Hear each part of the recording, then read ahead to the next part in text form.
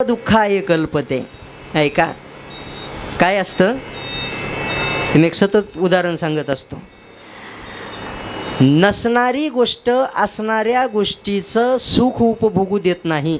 ऐका नाही, पण आपल्याजवळ जे आहे त्याचा जो आनंद आपणाला मिळायला पाहिजे तो आपणाला मिळू देत नाही. कोणती गोष्ट माहिती आहे का? नसणारी गोष्ट. तुम्ही म्हणाल कसं काय? ऐका, जुन्या काळी मी सतत सांगत असतो, जुन्या काळी महाराज त्या ठिकाणी शेतामध्ये धान्याचं खळं वगैरे झालं की बैलगाडीमध्ये त्या ठिकाणी पोते टाकल्या जायचे धान्याचे. ऐका, मग ती बैलगाडी घरी यायची. घरी आल्याच्या नंतर त्या घरातली गृहिणी घर मालकीन बाहेर यायची. महाराज अगोदर त्या ठिकाणी बैलाचे पाय धुवायचे, बैलाची पूजा करायची. मग जे धान्य आतमध्ये घ्यायचं त्यातलं जे पहिलं पोतं आहे त्याची पूजा करून ते धान्य काय केल्या जायचं? आतमध्ये घेतल्या जायचं. हे जुनं होतं, जुनं. ते बैलगाडी आली की बैलाची पूजा करणं, त्यांना ओवाळणं, मग त्या ठिकाणी धान्य आतमध्ये घेणं जुनं होतं. आता नाही, आता आपला देश कृषीप्रधान देश आहे. कसला देश आहे? कृषीप्रधान आहे. आपल्या देशाने एवढी प्रगती केली आता काय. महाराज तर मी तर सतत म्हणत असतो तशी म्हणावी तेवढी अजून आपल्या देशाची प्रगती नाही. मग खरी प्रगती त्या दिवशी होईल. कधी? ज्या दिवशी शेतकरी बैलपोळ्याच्या दिवशी बैल मिरवण्याच्या ऐवजी ट्रॅक्टर मिरवतील. ऐका बरं, त्या दिवशी म्हणायचं खरी आपल्या. तुमच्याकडे पद्धत आहे का बैलपोळ्याच्या दिवशी बैल मिरवायची? ऐका, मग महाराज ट्रॅक्टर ज्या दिवशी मिरवल्या जातील त्या दिवशी म्हणायचं खरी प्रगती केली. बरं, पण चला, तसं एक जणाने महाराज खळं केलं. खळं केलं, त्या ठिकाणी आणून सर्वच्या सर्व धान्य घरात टाकलं. संध्याकाळी बाहेर पडल्यावर चेहरा पडलेला दिसला त्याचा. एक जणाने त्याला विचारलं, का रे रामभाऊ, अगदी तू त्या ठिकाणी असा चेहरा पाडू नयेस, काय झालं? खळं झालं वाटतं. हो झालं म्हणे.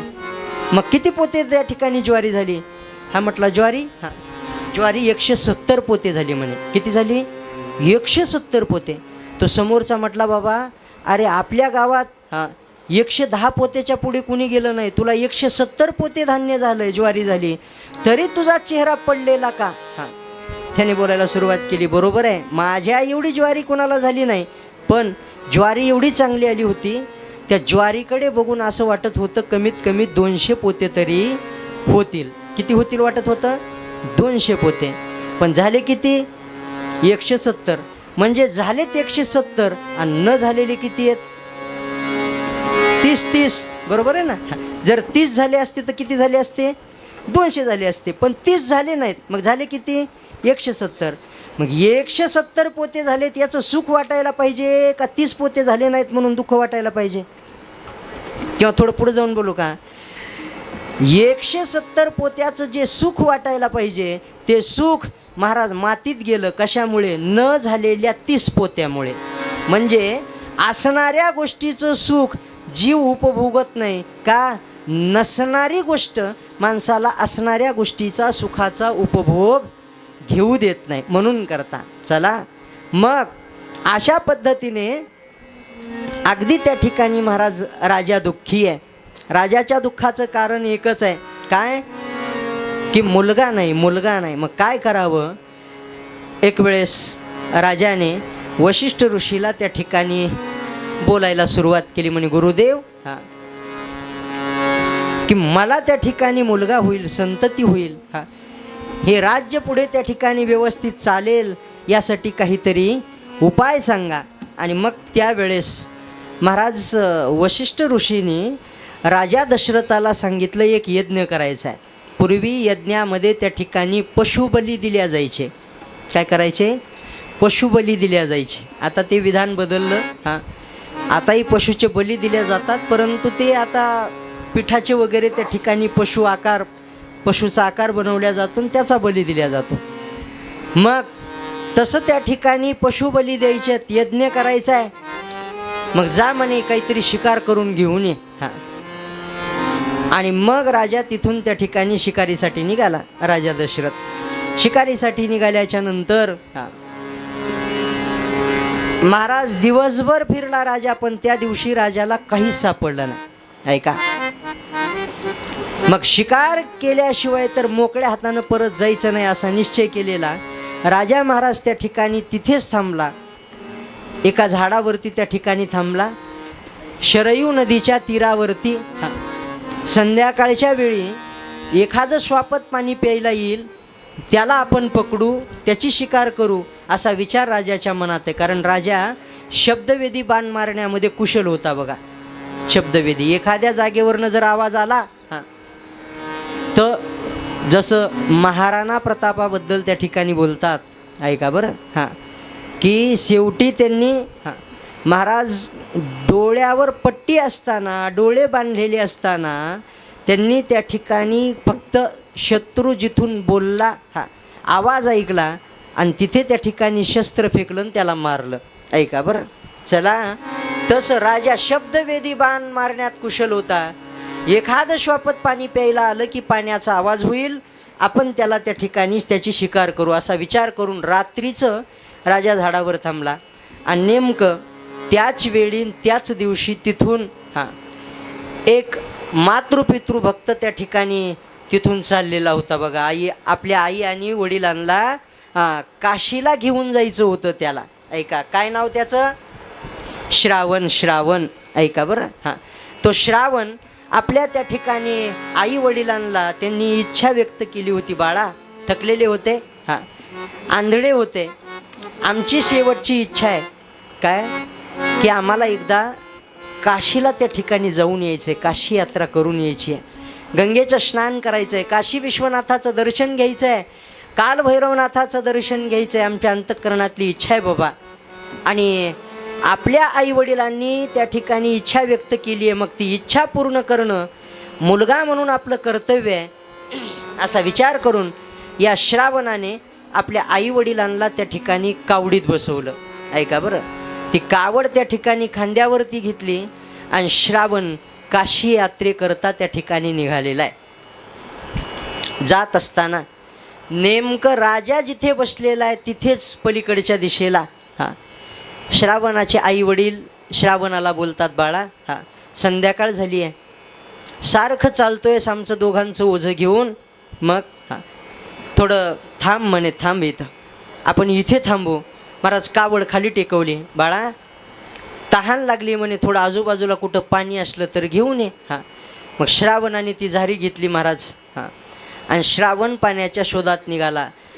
ज्या रस्त्याने आपण जातोय त्याच रस्त्याने परत येता यावं म्हणून करता रस्त्याला येणारी जी झाडं आहेत त्यांचे फांदे त्या ठिकाणी फाट्या मोडून टाकतोय रस्त्यावरती की जेणेकरून आपणाला परत येता येईल. अशा खुणा करत करत करत श्रावण त्या ठिकाणी अगदी शरयूच्या तीरावरती आला. आणि शरयू तीरावरती आल्याच्या नंतर समोर पाणी बघितलं. पाणी बघितलं, अति आनंद झाला. बस थोड्याच अंतरावर आपणाला पाणी मिळालं म्हणे, फार भटकावं लागलं नाही. श्रावण नदीमध्ये उतरला. नदीमध्ये उतरलं की पाण्याचा आवाज झाला. ऐका, हात वगैरे धुत असताना आवाज झाला आणि तो आवाज राजाने ऐकला. पलीकडल्या कडेला झाडावर बसलेल्या राजाने ऐकला. धनुष्याला बाण लावला राजाने.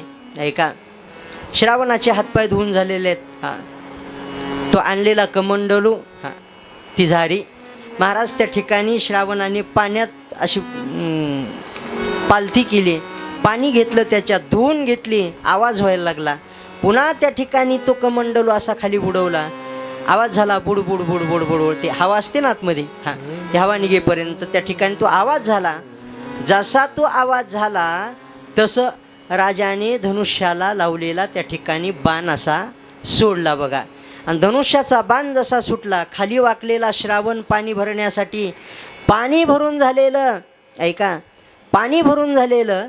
आणि महाराज या राजानं मारलेला बाण श्रावणाच्या जवळ यायला, श्रावण उठून उभा राहिला पाणी घेऊन. ऐका, जसा तो बाण आला तसा एकदम श्रावणाच्या त्या ठिकाणी छातीतच येऊन लागला तो बाण. शर आला तो आला होऊन काळ, विव्हळला श्रावण बाळ. शर आला तो आला होऊन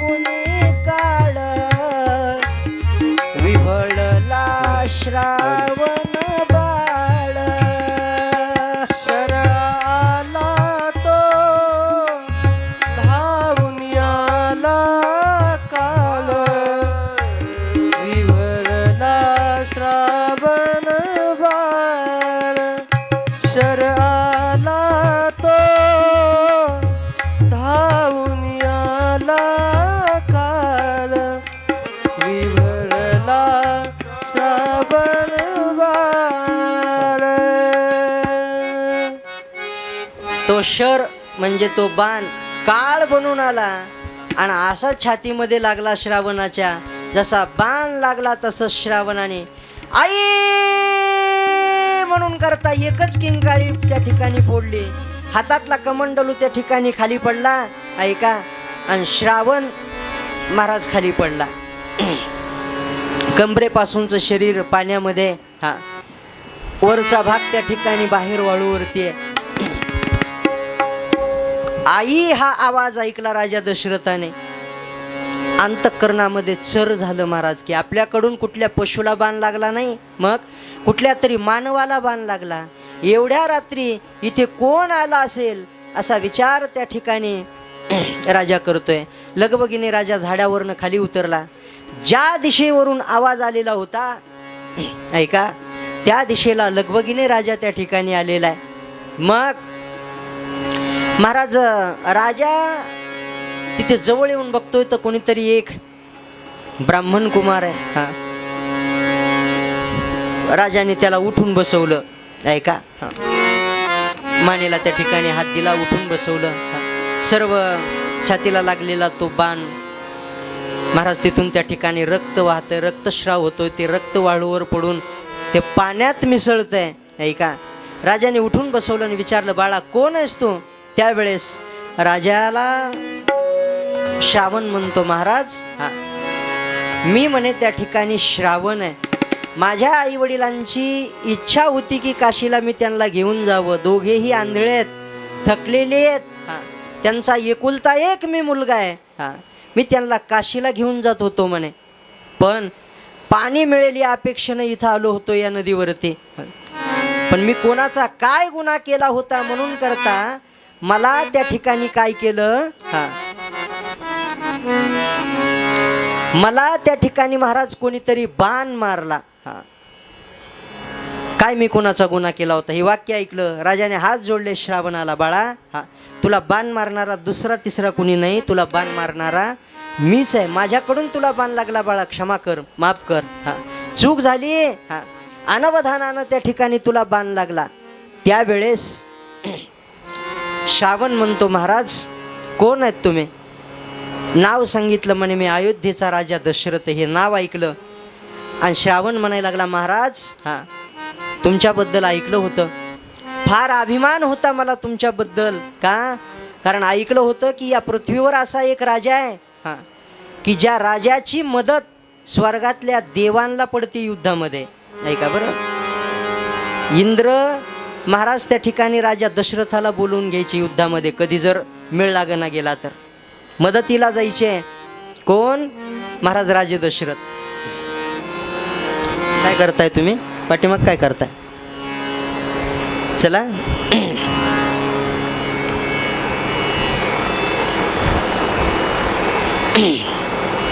काय सांगत होतो?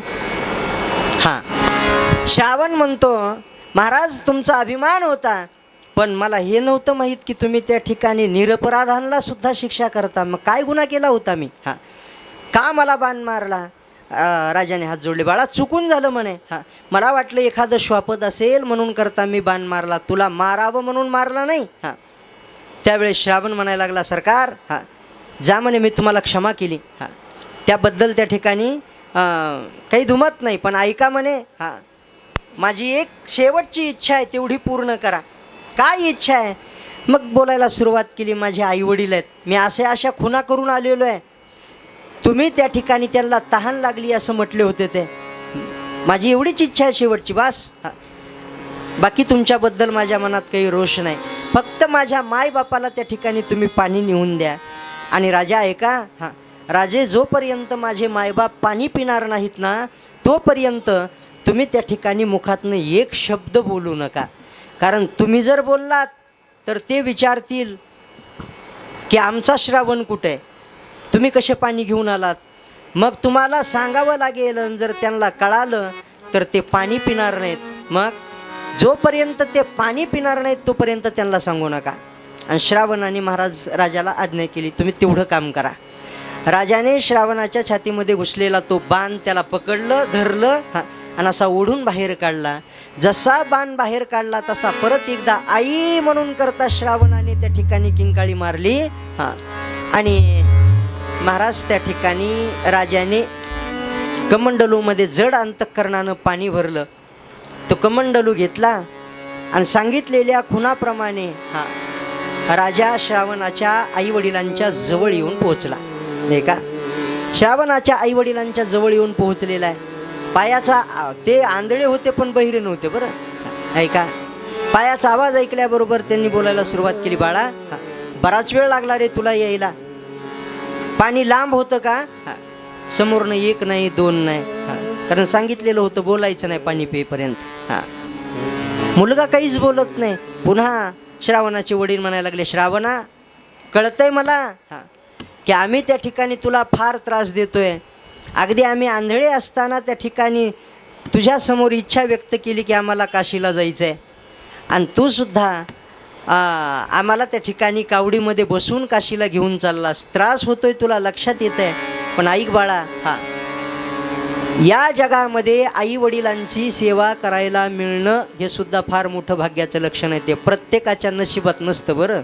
ऐका, बघा तुम्ही, काही जण असे असतात, महाराज जन्मताच कोणाला आई सोडून जाते, कोणाला बाप सोडून जातो. थोडं कळायला लागलं की आई सोडून जाते, बाप सोडून जातो. मग ऐका, आई वडिलांची सेवा करायला मिळणं, सेवा करण्याची अंतःकरणात प्रवृत्ती निर्माण असणं, तसं करावं वाटणं, महाराज हे सुद्धा फार मोठं भाग्याचं त्या ठिकाणी लक्षण आहे. मग ऐका, तू भाग्यवान आहेस की तुला मायबापाची सेवा करायला मिळते. ऐक श्रावणा, वास्तविक शास्त्राने बाळासाठी सर्वात अगोदर देव जर कोणाला सांगितलं असेल तर आई वडिलांना सांगितलेलं आहे. मातृदेवो भव, पितृदेवो भव, आचार्य देवो भव, अतिथी देवो भव. ऐका बरं. मग अगोदर त्या ठिकाणी देव आई वडील आहेत. आणि ज्याने महाराज आई वडिलाची सेवा केली का, खरं जर विचार केला तर, तत्वाचं चिंतन जर करायला गेलो तर त्याला बाकी कुठल्या देवासमोर मान झुकवण्याची गरज नाही. जो दररोज मायबापाचं दर्शन घेतो त्याला महाराज कुठल्या देवाचं दर्शन घ्यायची गरज नाही. शब्द लक्षात घ्या. चला, कारण बाळासाठी सर्व विश्व, सर्व जग, सर्व देवता कोण असतील तर त्या ठिकाणी ते त्याचे आई वडीलच आहेत. म्हणून करता बाळा, तू भाग्यवान आहेस की तुला त्या ठिकाणी तुझ्या आई वडिलांची सेवा करायला मिळते. त्रास होतोय तुला, येतंय लक्षामध्ये, पण तरीही समोरनं काहीच प्रत्युत्तर नाही. श्रावणाची आई म्हणते, बाळा अरे जर तू बोलणार नसशील आणि तुझी जर इच्छा असेल आम्ही पाणी प्यावं तर तू बोल. आणि जर तू बोलणार नसशील ना, अरे पाणी काय, आम्ही पाण्याचा एक घोट सुद्धा पिणार नाही. तुला बोलावं लागेल, बाळा बोल. का तुला त्रास झाला का? का कुणी काही म्हटलं का? पायात काटा मोडला का? म्हणून करता तू त्या ठिकाणी आमच्यावर रागवला असं ना, आम्हाला बोलत नाहीयेस का? राग आला बाळा आमचा. त्यावेळेस राजाचा नाविलाज झाला. आता म्हणतायत पाणीच पिणार नाही आम्ही, बोलणार नाही तोपर्यंत. राजाने हात जोडले आणि नमस्कार करून बोलायला सुरुवात केली. ऐका, मी तुमचा बाळ श्रावण नाही, मग मी अयोध्येचा राजा दशरथ आहे. दशरथ हे नाव ऐकलं, ऐका, आणि नाव ऐकल्याच्या नंतर महाराज श्रावणाचे आई वडील अगदी आनंदित झाले. वा सरकार, राजे तुमचं नाव ऐकलेलं आहे, फार मोठी कीर्ती आहे तुमची, तुमचं यश आम्ही ऐकून आहोत. आम्ही भाग्यवान आहेत की त्या ठिकाणी तुमचं दर्शन तुम्ही आमच्या समोर उभे आहेत, फक्त आम्ही तुम्हाला बघू शकत नाही. राजे ठीक आहे, तुम्ही पाणी आणलं, पण ना पाणी आणायला आमचा मुलगा श्रावण गेला होता, तो अजून आला नाही. त्यावेळेस राजाचा झाला नाविलाज बघा. राजा म्हटला, हे बघा, माझ्या हातून अनवधानानं धनुष्यातून बाण सुटला आणि तो बाण जाऊन तुमच्या त्या ठिकाणी श्रावणाला लागला आणि तो बाण वर्मी लागल्यामुळे तुमचा श्रावण गत प्राण झाला. हे वाक्य ऐकलं महाराज त्या आंधळ्या त्या ठिकाणी मायबापाने थकलेल्या जमिनीवरतीच अंग टाकलं त्यांनी. रडायला ऐका. अगदी त्या ठिकाणी वार्धक्य अवस्थेमध्ये तारुण्यात आलेला मुलगा निघून जाणं एकुलता एक, हे अतीव दुःख आहे त्या मायबापाच्या जीवनातलं. त्या दुःखाची सर नाही महाराज, शब्द लक्षात घ्या. ऐन तारुण्यामध्ये त्या ठिकाणी पतीचा वियोग पत्नीला व्हावा, पतीचं निधन व्हावं आणि ऐन तारुण्यामध्ये ती विधवा व्हावी, अतीव दुःख आहे. ऐका, तसं वार्धक्यामध्ये त्या ठिकाणी अगदी हाताशी आलेला मुलगा, एकुलता एक मुलगा निघून गेल्याच्या नंतर महाराज त्या ठिकाणी अति दुःख होतं. यांनी जमिनीवर अंग टाकलं आणि जे रडायला सुरुवात केली महाराज, बाळा श्रावणाच्या नावानं रडायला लागले. श्रावणा, अरे आम्हाला असं त्या ठिकाणी दोघाला एकट्याला सोडून तू एकटाच कुठे पुढे निघून गेलास रे? आम्हाला म्हणायचंच ना, आपण बरोबर त्या ठिकाणी गेलो असतो. आता आम्ही काय म्हणून जगावं, कोणासाठी जगावं आणि कसं जगावं? नाही का, कसं होईल आमचं आता? आम्हाला दिसत नाही.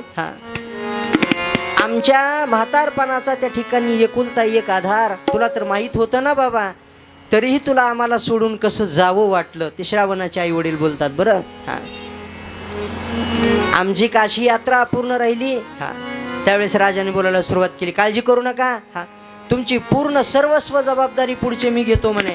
काशी यात्रा तुमची मी पूर्ण करवतो आणि अगदी तुमची सर्व व्यवस्था, अगदी 2-3 वेळचं जेवण, सर्व तुमच्या सेवेमध्ये दासदासी ठेवतो.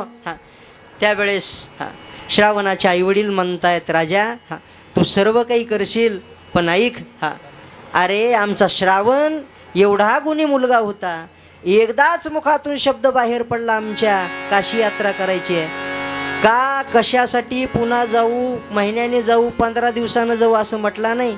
लगेच कावड तयार केली बघ राजा, आणि आम्हाला कावडीत बसवलं आणि आमचं त्या ठिकाणी या दोघांचं ओझं घेऊन तो त्या ठिकाणी निघालेला होता. काय त्यानं गुन्हा केला होता राजा? असा श्रावण महाराज त्या ठिकाणी आम्हाला सोडून गेला, तर आम्ही जगावं कोणासाठी? ऐक म्हणे राजा, आमचा मुलगा आमच्या वार्धक्याचा आधार, म्हातारपणाची काठी तू हिरावून घेतली.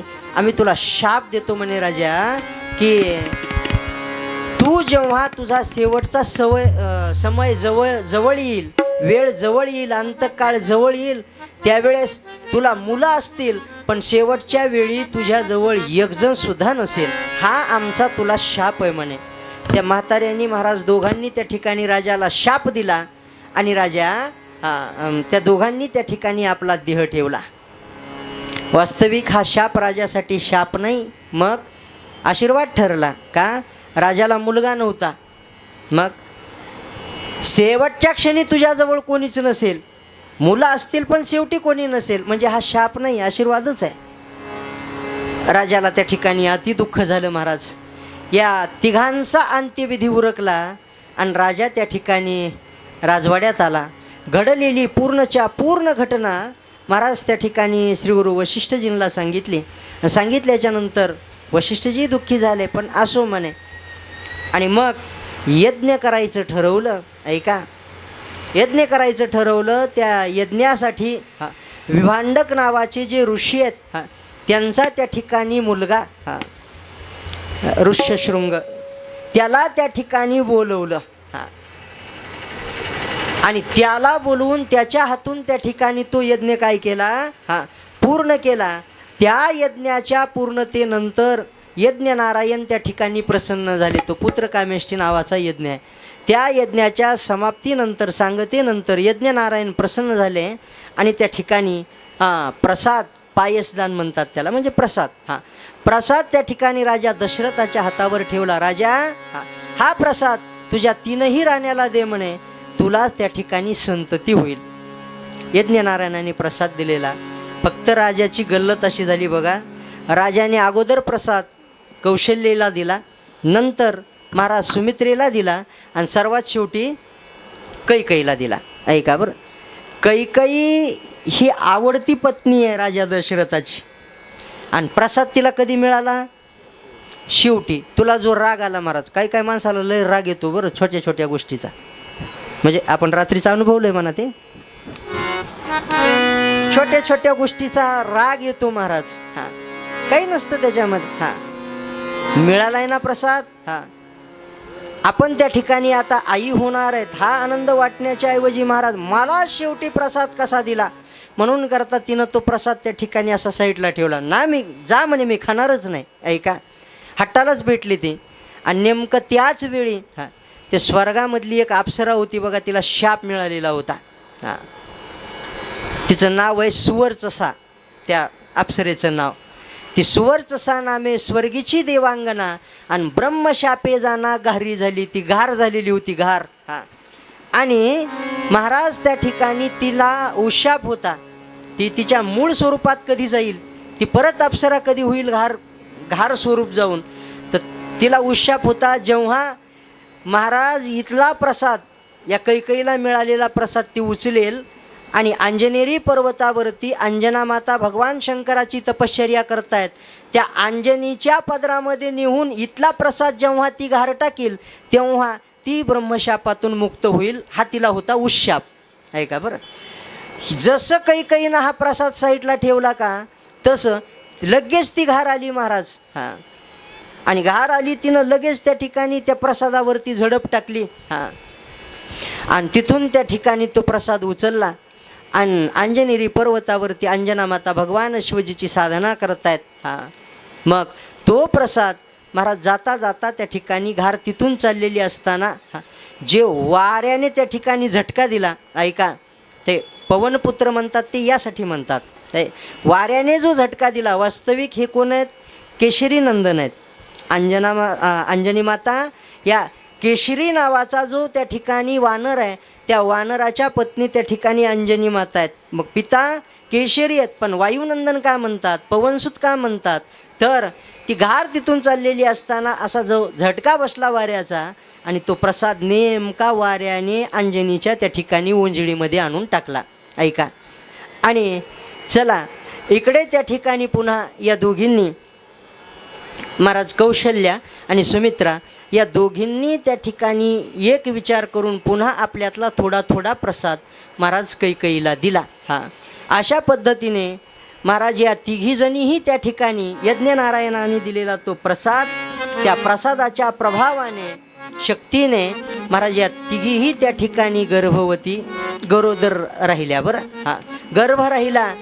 बघता बघता बघता बघता कालांतराने हां महिना, 2 महिने, 3 महिने काय असतंय ते डोहाळे विचारायची एक पद्धत आहे बघा. हां, की ज्या माऊलीच्या पोटी त्या ठिकाणी गर्भ असतो की नाही, तिला काही खाण्याची इच्छा होते, तिच्या अंतःकरणात काही इच्छा असतात, त्या इच्छा पती म्हणून त्या ठिकाणी पूर्ण करणं जबाबदारी आहे, असा विचार करून राजे दशरथ या तिघीकडे गेले डोहाळे विचारायला. हां, त्यावेळेस हां कैकईचे डोहाळे थोडे विचित्र होते. बरं, हां, काय, हां, की ज्येष्ठाशी धाडावे दुरी दिगंतरी. हां, आणि जो लहान आहे त्याला राजगादीवरती बसवावं, तिचं डोहाळं. बरं, अजून पोटातच आहेत बाळ. हां, त्यावेळेस सुमित्रेच्या महलामध्ये आले, तिचे डोहाळे आहेत की मला त्या ठिकाणी सेवा करायला मिळालेली पाहिजे, सेवा मिळावी.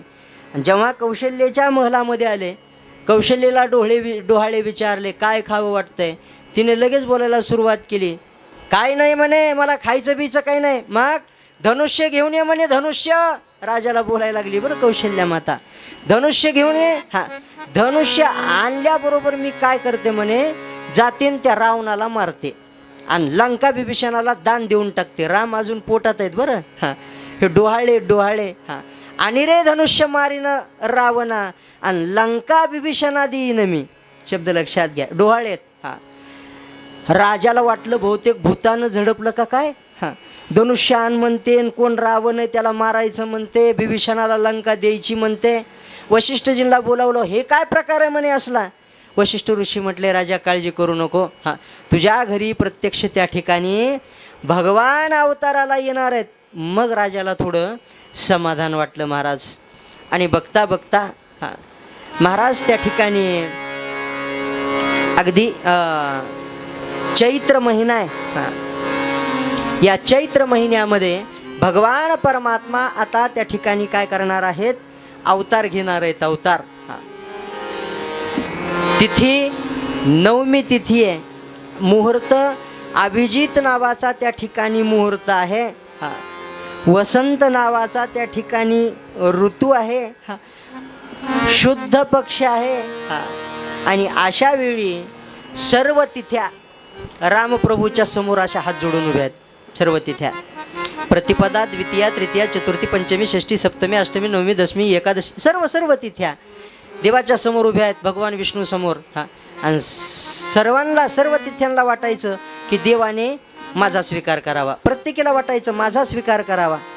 कारण ज्या तिथीला देव प्रगट होतो त्या तिथीला विशेष महत्त्व आहे, आणि ज्या तिथीला संत देह ठेवतात त्या तिथीला विशेष महत्त्व आहे. ऐका बरं.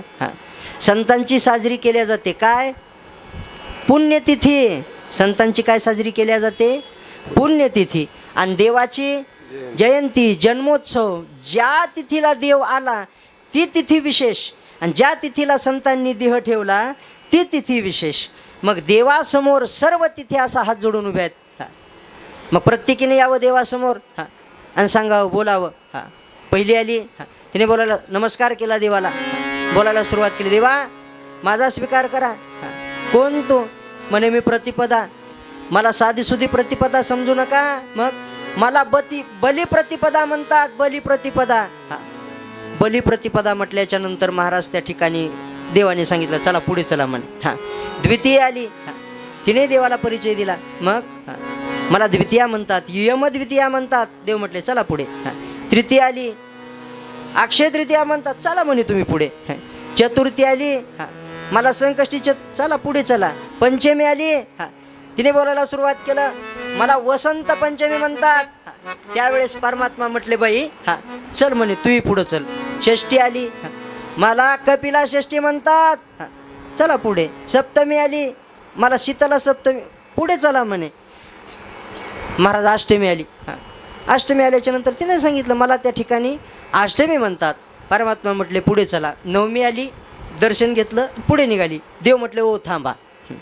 कारण बाकी सर्व ज्या तिथ्या होत्या ना त्यांनी देवाला त्या ठिकाणी सांगितलं माझं हे नाव आहे, मला हे म्हणतात, मला ते म्हणतात. पण नवमीनं फक्त देवाचं दर्शन घेतलं आणि पुढे निघाली. ऐका बरं, पुढे निघाली. परमात्म्याने त्या ठिकाणी त्या नवमीला काय केलं, थांबवलं आणि नवमीचा स्वीकार केला. ऐका. आणि महाराज बरोबर चैत्र महिन्यामध्ये भगवान परमात्मा अयोध्येमध्ये इथेच परमात्मा त्या ठिकाणी प्रगट झालेले आहेत.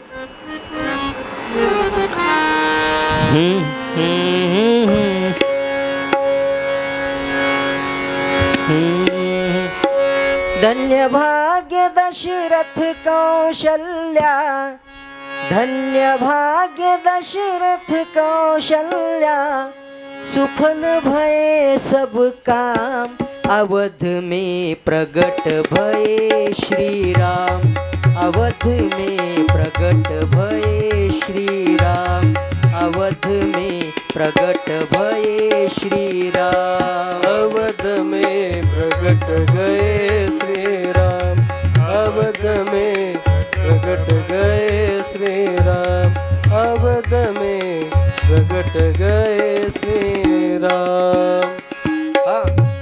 अगदी त्या ठिकाणी सर्व देवदेवता परमात्म्याच्या प्रगटीकरणाचं त्या ठिकाणी काय करतायत, वाट बघतायत, प्रतीक्षा करतायत.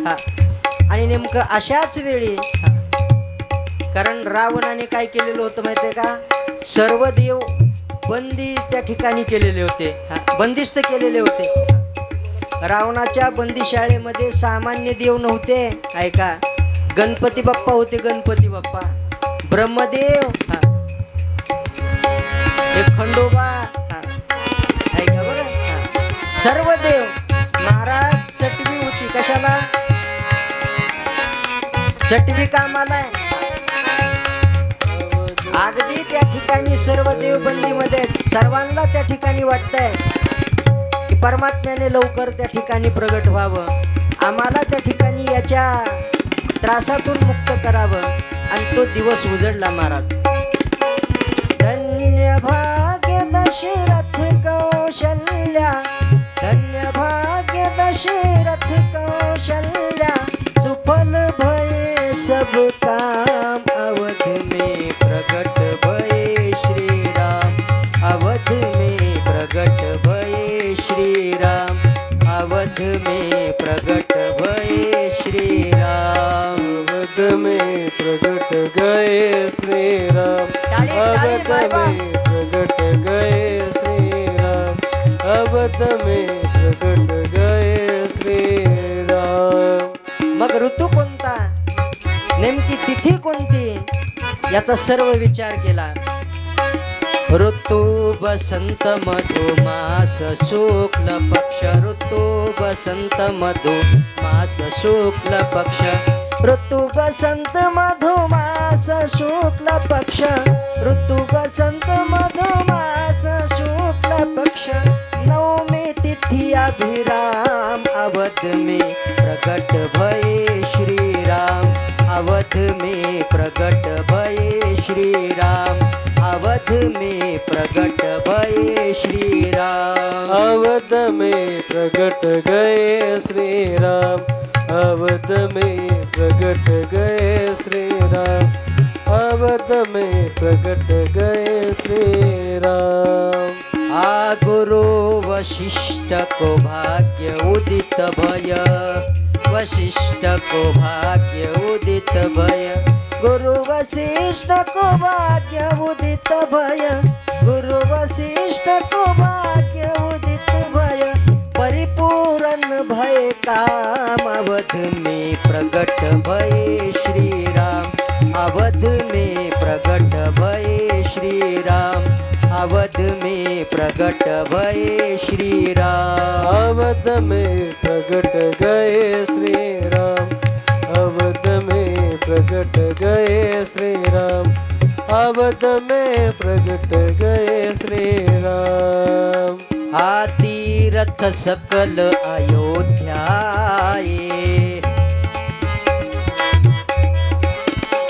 तीरथ सकल अयोध्याये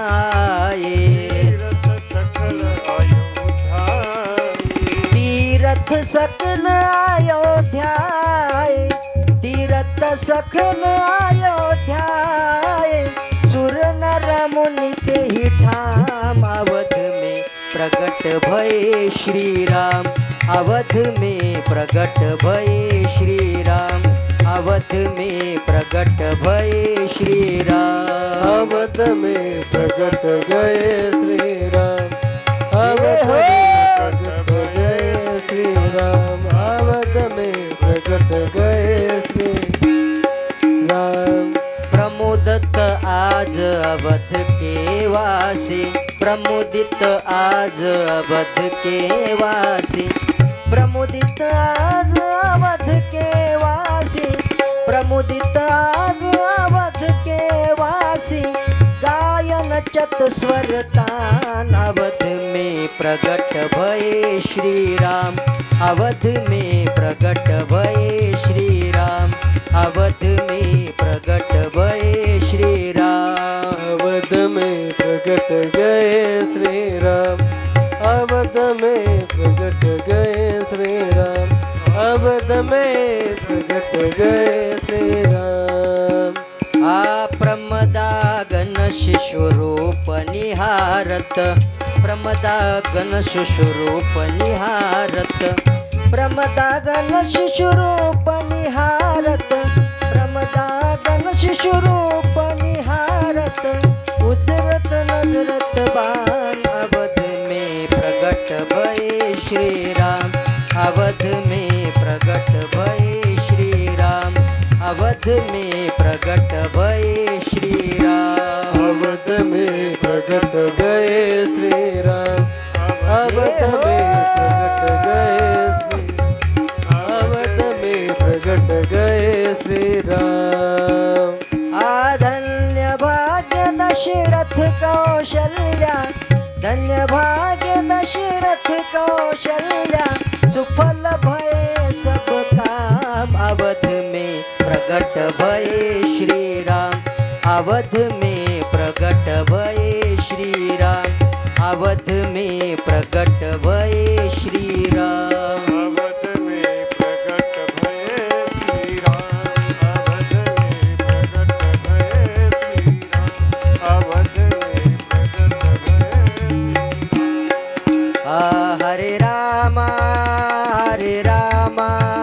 राम राम हरे हरे.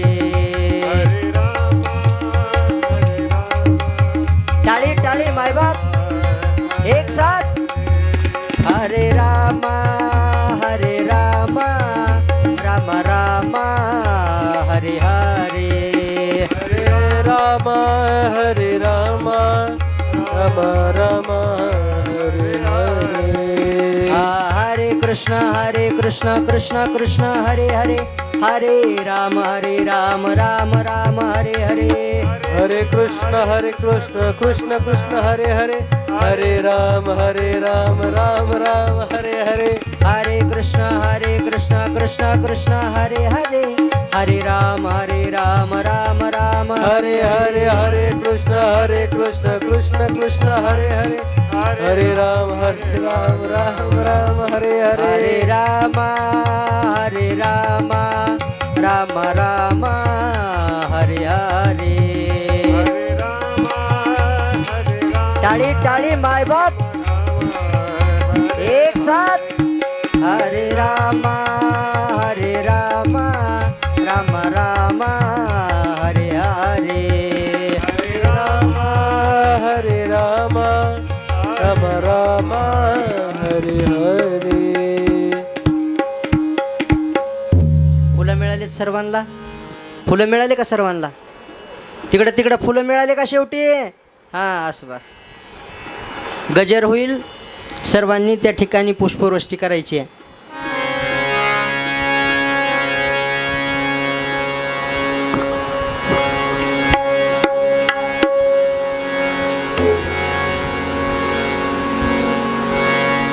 हरे लाला जन्म सुनो आई. लाला जन्म सुनो आई. कौशल्या मैया दे दो बधाई. लाला जन्म सुनो आई. कौशल्या मैया दे दो बधाई. कौशल्या मैया दे दो बधाई. कौशल्या मैया दे दो बधाई. लाला जन्म सुनो आई. कौशल्या मैया दे दो बधाई. लाला जन्म सुनो आई. कौशल्या मैया दे दो बधाई. लाला जन्म सुनो आई. कौशल्या मैया दे दो बधाई. लाला जन्म सुनो आई. कौशल्या मैया दे दो बधाई. दे दो बधाई मैया दे दो बधाई. दो बधाई मैया दे दो बधाई. टाळी टाळी हात सर्वांनी हात असे हात वर घ्यायचे सर्वांनी. हात एक साथ.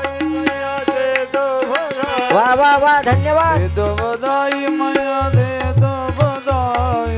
दे दो बधाई मैया दे दो बधाई. दे दो बधाई मैया दे दो बधाई. लाला जन्म सुनो आई. कौशल्या मैया दे दो बधाई. लाला जन्म सुनो आई. कौशल्या मैया दे दो बधाई. लाला जन्म सुनो आई. कौशल्या मैया दे दो बधाई. लाला जन्म सुनो आई. कौशल्या मैया दे दो बधाई. पुंडलिक वरदा हरी विठ्ठल श्री ज्ञानदेव तुकाराम प्रभु रामचंद्र भगवान की पवन पुत्र हनुमान की. हरे श्री राम जय जय राम. श्री राम जय जय बोला राम. श्री राम जय जय राम.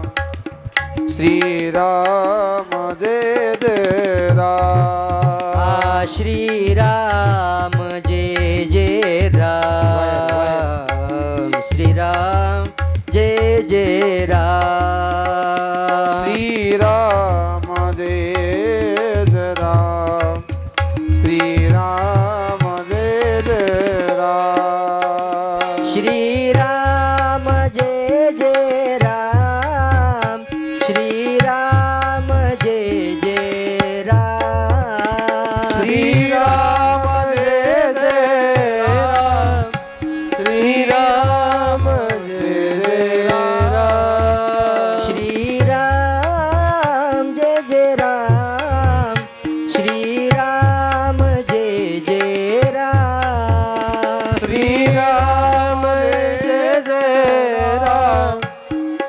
राम जय जय राम श्री राम जय जय राम श्री राम जय जय राम श्री राम जय जय राम श्री राम जय जय राम श्री राम जय जय राम श्री राम जय जय राम राम श्री राम जय जय राम श्री राम जय जय राम श्री राम जय जय राम श्री राम जय जय राम श्री राम जय जय राम श्री राम जय जय राम जय जय राम श्री राम जय जय राम श्री राम जय जय राम श्री राम जय जय राम श्री राम जय जय राम श्री राम जय जय राम श्री राम जय जय राम. हा म्हणे तसंही झालं असेल मग काय करायचं नजर उतरवली पाहिजे म्हणे नजर काढली पाहिजे बरोबर आहे ते आता कौशल्या माता म्हटल्या ठीक आहे मग नजर काढायला बरंच काय काय लागतं काय काय लागतं बरं नजर काढायला सांगा की म्हणजे मला लक्षात येईल पुढं मला कुठंतरी सांगायला होईल काय काय लागतं तुम्हाला चांगलं माहीत आहे ते हां चला हां बरंच काही काय लागतं महाराज ते मिरच्या लागतात मीठ लागतं अजून ते मोहऱ्या लागतात पुन्हा अजून 3 वाटावरची माती लागते अजून हां बरं आता ते तुम्हाला माहीत आहे पुन्हा मी तुमच्याकडे येतो मला लिहून द्या कारण आता काय झालं आहे मागं हे एवढं वाजायला लागले त्याच्यामुळे तुमचा आवाज माझ्याकडे येईना मग असं त्या ठिकाणी नजर उतरवण्यासाठी जे जे जे जे काही लागतं ते ते सर्व आणलं बाळाची नजर त्या ठिकाणी उतरवली पण पोरगं रडायचं थांबे ना महाराज मग आता करायचं काय हां शेवटी शहाण्या काही जणी म्हटल्या कौशल्ये पोराला जर नजरच लागली म्हणे 100% पण ती नजर आपणाला उतरवता येत नाही आहे याचा अर्थ नजर उतरवणारा चांगला असला पाहिजे त्याच्यात सामर्थ्य असलं पाहिजे ते कुणालाही जमत नाही मग सामर्थ्य असलं पाहिजे मग काय करायचं द्या म्हणे राज्यामध्ये त्या ठिकाणी दौंडी द्या आणि जर कोणी एखादा चांगला नजर उतरवणारा असेल तर त्याला बोलवा राजवाड्यात हां कौशल्या मातेनं 2 सेवक बोलवले त्यांना सांगितलं अशी अशी दौंडी द्या ते महाराज अयोध्येमध्ये त्या ठिकाणी फिरायला लागले आता ते दौंडी तुमच्याकडे प्रकार आहे का आहे अजून चालतो का आमच्या गावात आजही चालतो दररोज चालतो संध्याकाळी ते मारुतीरायाच्या समोर त्या ठिकाणी ते त्यांची सेवा करतात वाजवण्याची लग्न वगैरे असले किंवा कुठं भोजन असलं तर ते दौंडी देऊनच सांगितल्या जातं आजही तुमच्याकडे आहे का काही गावात असेल काही जणाच्या इथे नसेल पण ते हलकी म्हणा किंवा ते मोठा ढोल असतो बघा हां मग तशी ते हलगी घेऊन त्या ठिकाणी ते ढोल घेऊन हां महाराज हे सेवक चौकात उभे राहायचे त्या ठिकाणी दौंडी द्यायची हां आवाज द्यायचे ऐका हां राजपुत्राला नजर लागलेली आहे नजर जर कोणाला नजर उतरवता येत असेल तर त्यांनी ताबडतोब राजवाड्यामध्ये जावं ही राजाची आज्ञा आहे डम डम डम डम डम डम डम डम डम डम हां असं वाजवायचे महाराज ते हां आणि पुढच्या चौकात ऐका तिथून पुढच्या चौकात ही दौंडी देता देता यांच्या दौंडीचा आवाज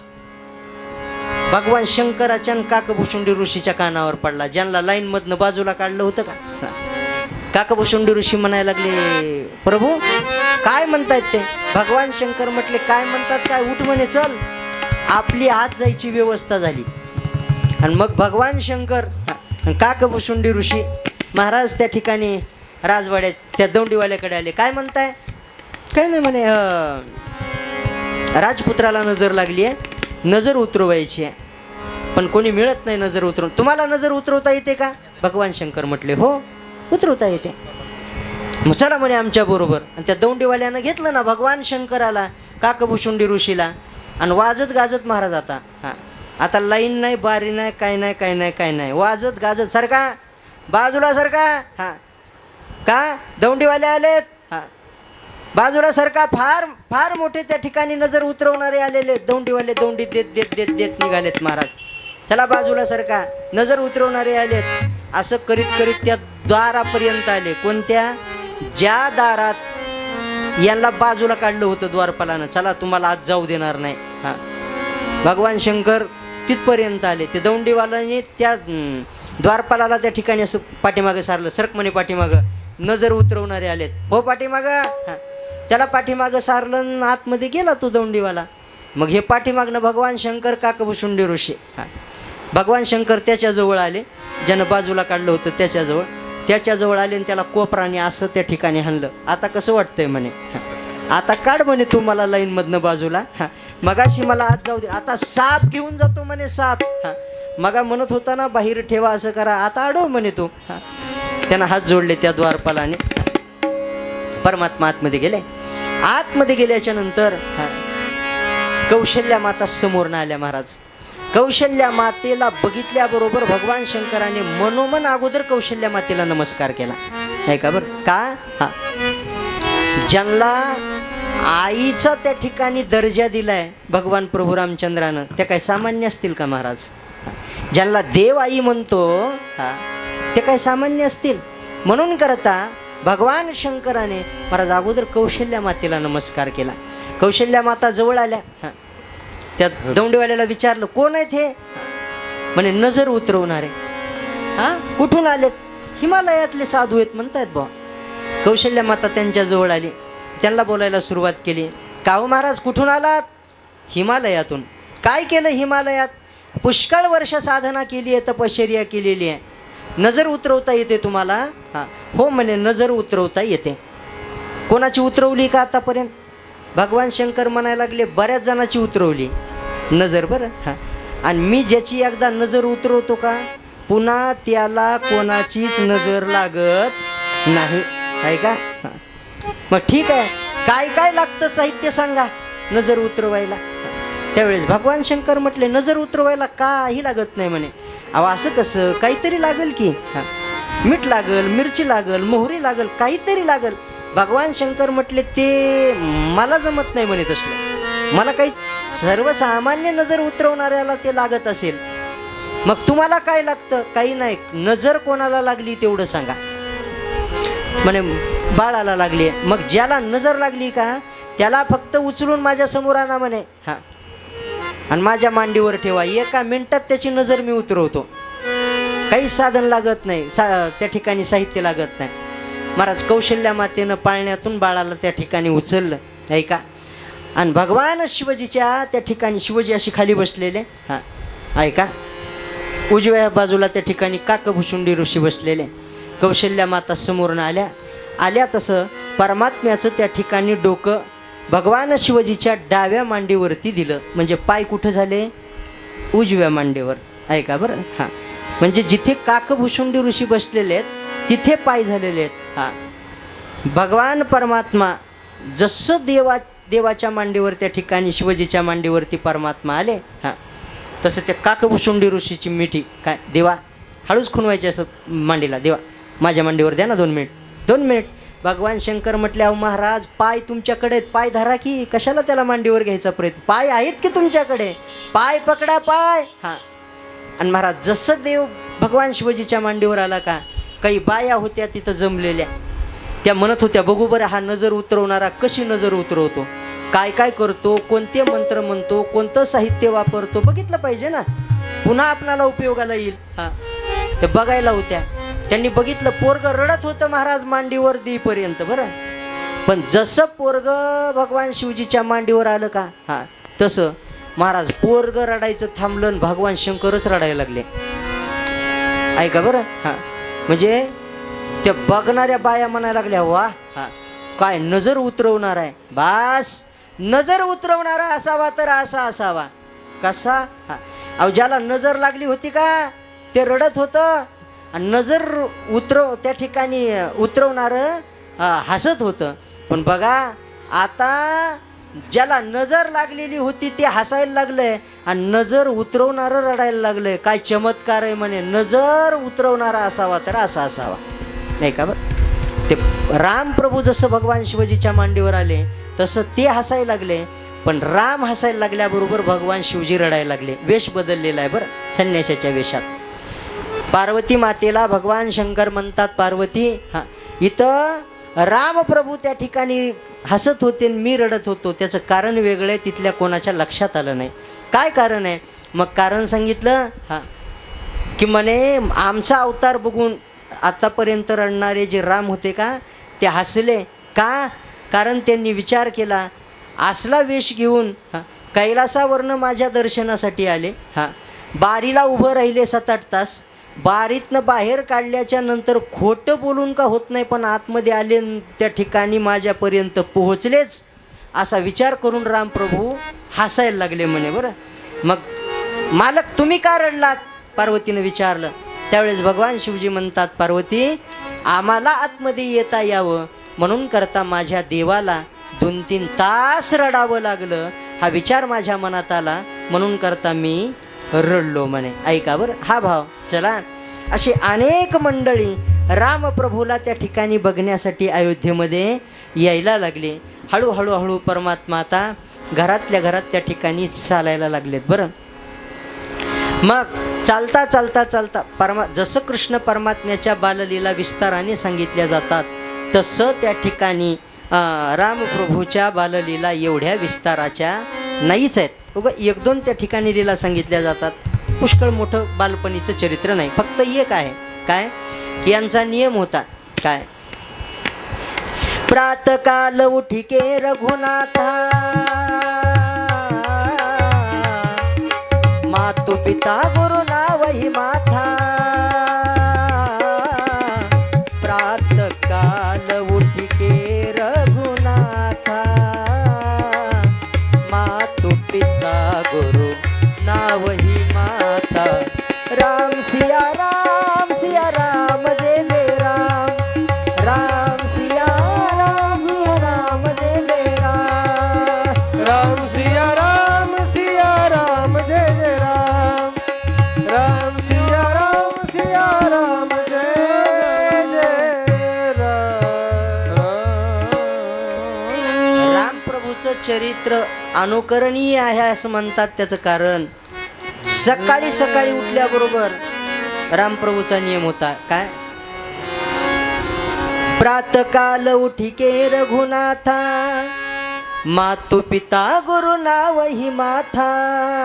ऐका सकाळी उठल्याबरोबर अगोदर आई वडील यांचं दर्शन, यांच्या चरणावरती त्या ठिकाणी नतमस्तक होणं, नंतर गुरुच्या चरणावरती नतमस्तक होणं रामप्रभूचा नियम होता. ऐका अगदी 4ही भावंडामध्ये त्या ठिकाणी अतीव प्रेम आहे, प्रीती आहे. बरं हां परमात्मा हळूहळू थोडे लहानाचे मोठे झाले. मोठे झाल्याच्या नंतर अरण्यामध्ये विश्वामित्र नावाचे ऋषी आहेत. ज्या विश्वामित्रानं हां यांच्याच कुळातील एका राजाची फार फजिती केली होती. बघा सूर्यवंशातल्याच एका राजाची, रघुकुलातल्याच एका राजाची फजिती केलेली होती. त्या राजाचं नाव आहे राजा हरिश्चंद्र. ऐका बरं, आपण काल परवा काशीला गेलो होतो ना महाराज, हां तिथे त्या ठिकाणी राजा होता तो, हां पण डोंबाचं काम केलंय. राजा होता पण डोंबाचं काम केलंय. हां चला कोणामुळे तर या विश्वामित्रामुळे. हां असे हे विश्वामित्र यांचा आश्रम आहे अरण्यात. हां पण या विश्वामित्राच्या आश्रमामध्ये अरण्यामध्ये महाराज त्या ठिकाणी काही राक्षस मंडळी यांच्या यज्ञात विघ्न आणायला लागली.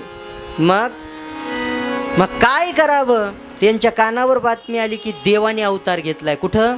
अयोध्येत.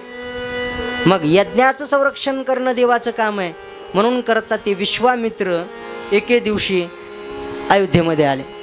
आणि अयोध्येमध्ये आल्याच्या नंतर राजा दशरथांनी त्यांचा मान सन्मान केला, बसायला आसन दिलं, विचारलं गुरुदेव का येणं केलंय. त्यावेळेस त्यांनी कारण सांगितलं येण्याचं. काय कारण? हां की म्हणे तुमचा जो राम नावाचा मोठा मुलगा आहे तो मला द्या म्हणे. का? हां म्हणे यज्ञामध्ये फार त्रास व्हायला लागलाय, असुर लोक यज्ञाचा विध्वंस करायला लागलेत. त्यावेळेस दशरथाने सांगितलं, महाराज राम सोडून दुसरं काही मागा.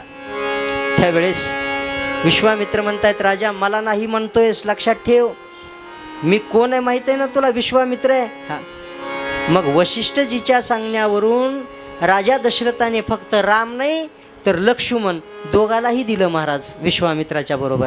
ऐका, आणि रस्त्याने जात असताना सर्वात अगोदर महाराज त्या ठिकाणी रामप्रभूने एका राक्षसिणीला त्या ठिकाणी बघितलं आणि तिला मारलं. काय नाव तिचं? कृष्ण अवतारात सर्वात अगोदर देवाने एक राक्षसीन मारली, सर्वात प्रारंभच राक्षसीन मारण्यापासून. आणि राम अवतारात रामाने एका राक्षसिनीला मारण्यापासून सुरुवात केली आहे बघा. श्री गणेशा भवानी, थोडक्यात भवानीचं गिराईक. कृष्ण अवतारातलं कोण? कृष्ण अवतारात पुतना भवानीचं गिराईक. आणि राम अवतारातलं भवानीचं गिराईक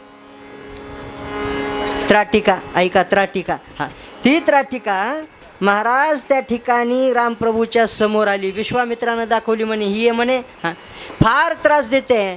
रामप्रभूने महाराज त्या त्राटिकेला संपवलं, मारलं. हां, तिचे काही भाऊ आहेत, हां त्यांनी बघितलं आपली बहीण मेलेली आहे, ते सुबाहू मारीच. हां, मग त्यांनी महाराज या विश्वामित्राच्या यज्ञामध्ये आपण विघ्न आणायचा असा विचार करून, पण रक्षणासाठी रामप्रभू आणि त्या ठिकाणी लक्ष्मण जे आहेत त्यामुळे यांना काही करता येईना.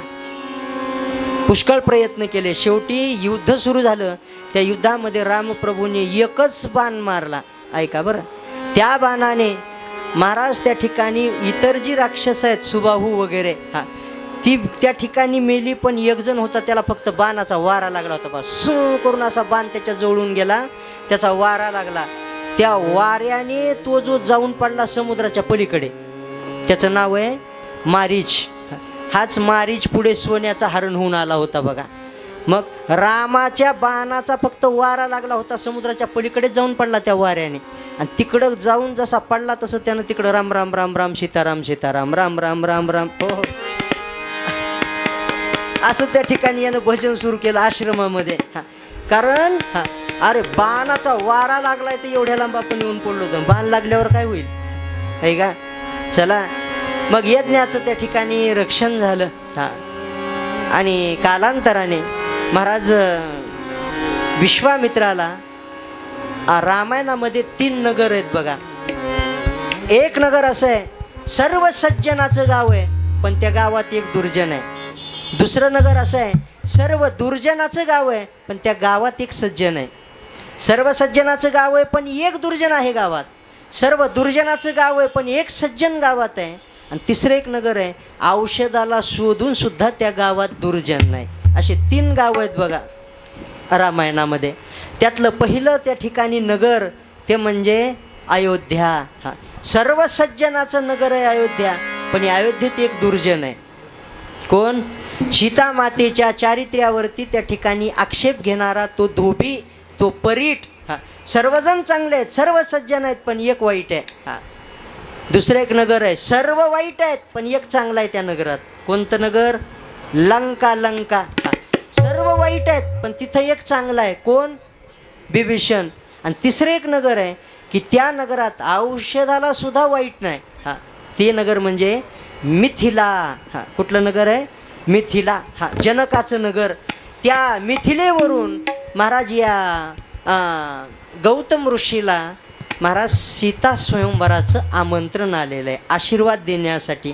पूर्वीची मंडळी आपल्या मुलीच्या लग्नामध्ये साधू यावेत, संत यावेत, त्यांनी आपल्या त्या ठिकाणी मुलीला त्यांच्या वैवाहिक जीवनासाठी, नवदाम्पत्य जीवनासाठी शुभाशीर्वाद द्यावेत, ही पहिल्या लोकांची धारणा होती.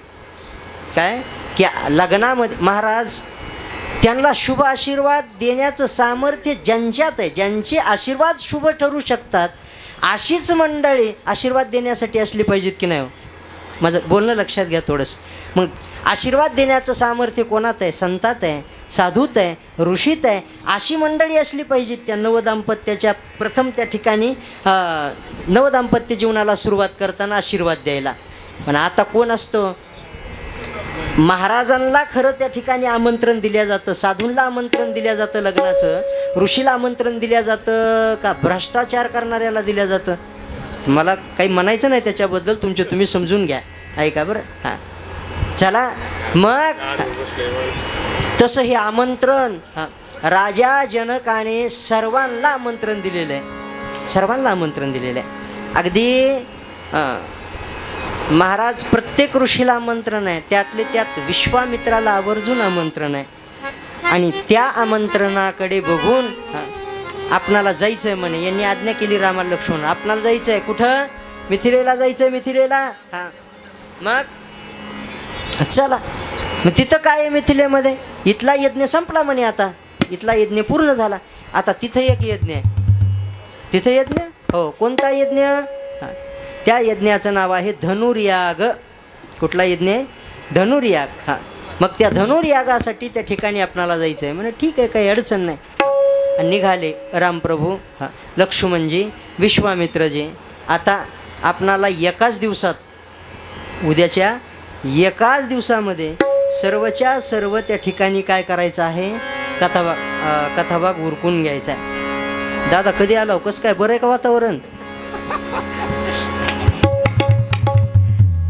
एकाच दिवसात सर्व उरकायचं. त्याच्यामध्ये उद्या आपणाला सीता स्वयंवर, रावणवध आणि रामप्रभूचं पुन्हा अयोध्येमध्ये त्या ठिकाणी आगमन आणि सिंहासनावरती विराजमान, या सर्व गोष्टीचा विचार उद्या एका दिवसात करायचा आहे.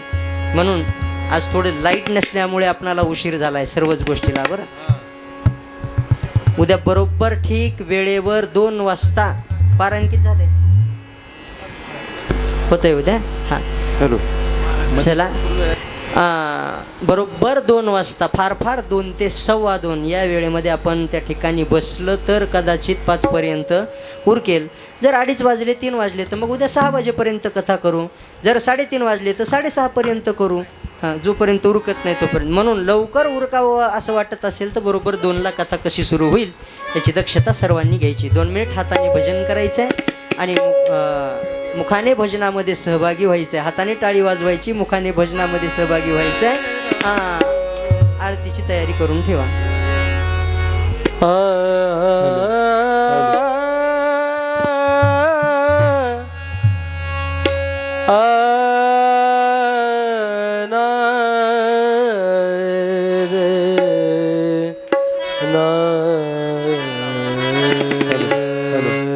हॅलो.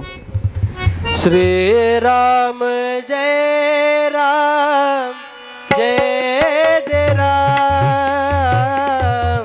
श्री राम जय राम, जय जय राम. श्री राम जय राम, जय राम. श्री राम जय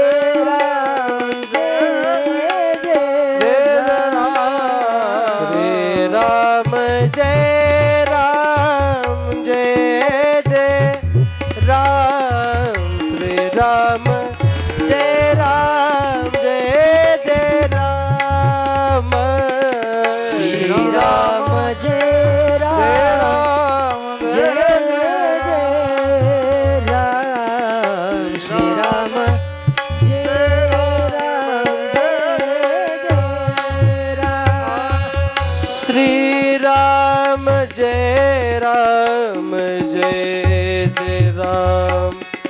श्री राम जय राम, जय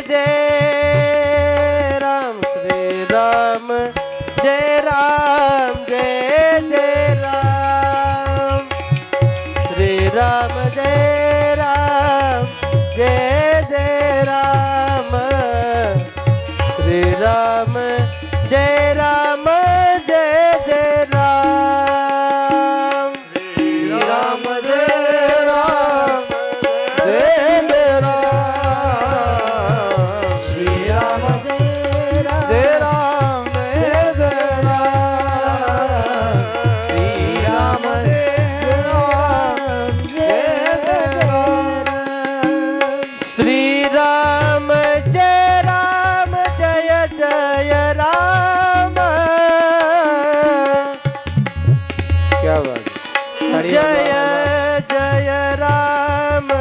जय जय राम.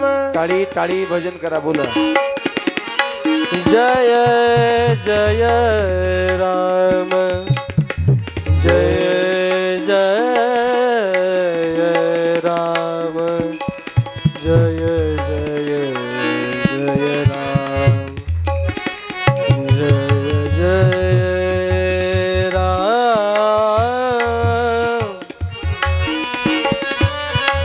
हे श्री राम जय राम. हे श्री राम जय राम. श्री राम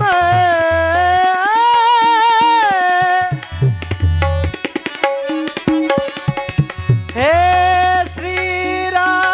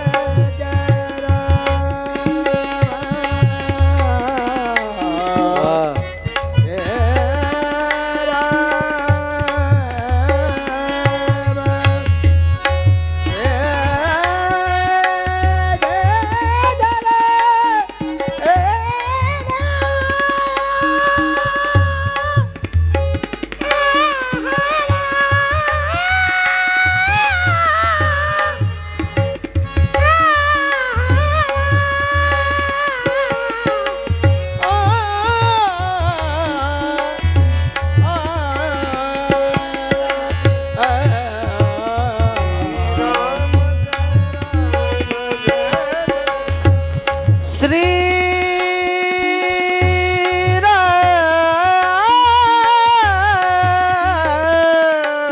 टाळी टाळी वाजवा, सगळे बसलेले टाळी वाजवा, भजन करा. श्री राम जय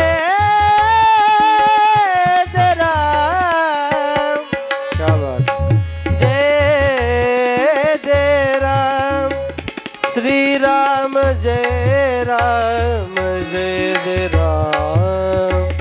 श्री राम जय राम जय जय राम. श्री राम जय राम जय जय राम. श्री राम जय राम जय जय राम. जय जय